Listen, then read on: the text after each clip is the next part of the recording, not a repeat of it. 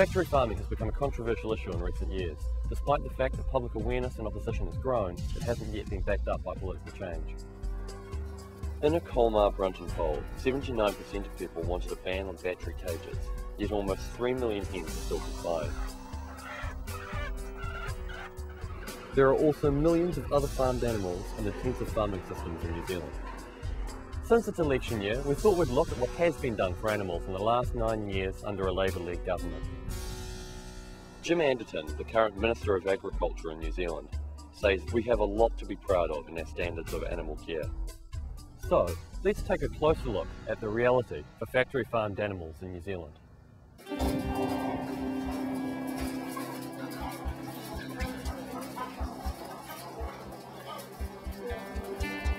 This is a typical New Zealand factory farm, and I'm here with Deirdre Sims from Open Rescue. Now, hi Deirdre, can you tell me what we're seeing here? Well, what we're seeing here is typical conditions. You can see 5 to 6 birds per cage. You can see that this is a completely barren artificial environment. They can't express their natural behaviours. There's no way they're going to be able to nest or scratch or dust bathe.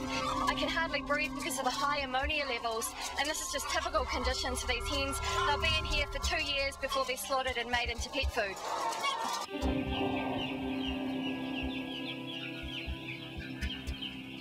What we're seeing here is a typical broiler farm in New Zealand. These chicks here are 1 week old. They've been selectively bred so that within 5 weeks you'll have a fully grown chick. This leads to all sorts of welfare problems. For example, internal organ failure. These chicks are dying of heart disease at 5 weeks old. Their skeletons cannot support the muscle mass of their bodies, so they have all sorts of issues with leg deformities and lameness. Also, it looks pretty roomy in here now, but these chicks grow so fast. Within 5 weeks, they'll be slaughter weight, basically, and there will be absolutely no room left in here. And overcrowding is a huge welfare issue for broiler chickens.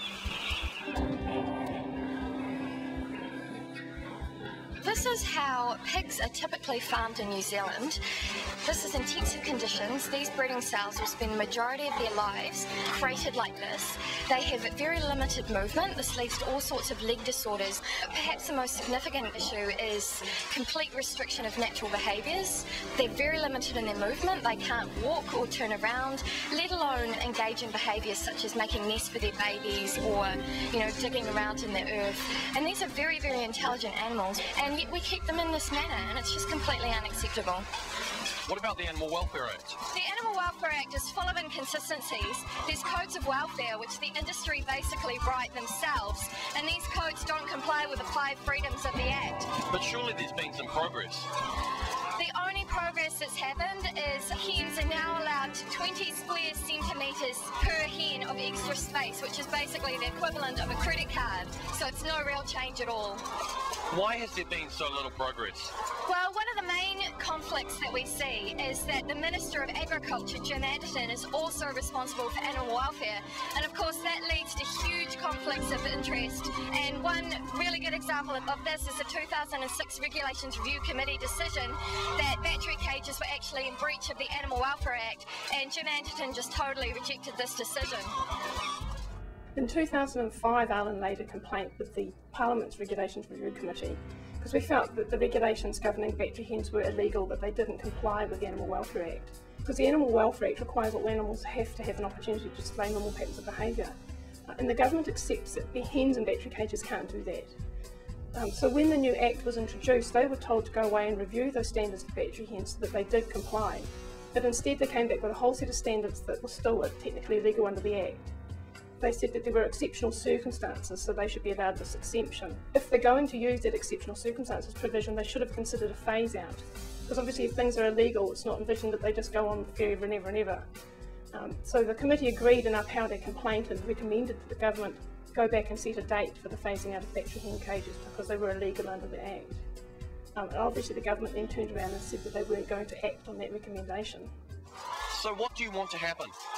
What we believe needs to happen is there needs to be a separate Minister of Animal Welfare. It needs to be totally separate from agriculture. The codes of welfare for battery hens, broiler chickens and pigs are going to be reviewed in 2009, and we want to see real change for these animals in these codes. Internationally, Austria has already banned the battery cage. Sow stalls are already banned in the UK and Sweden and will soon be phased out in Finland, Switzerland, the Netherlands and Denmark. So, unless we see some real change to the codes of welfare in 2009, I'm wondering, what exactly do we have to be proud of?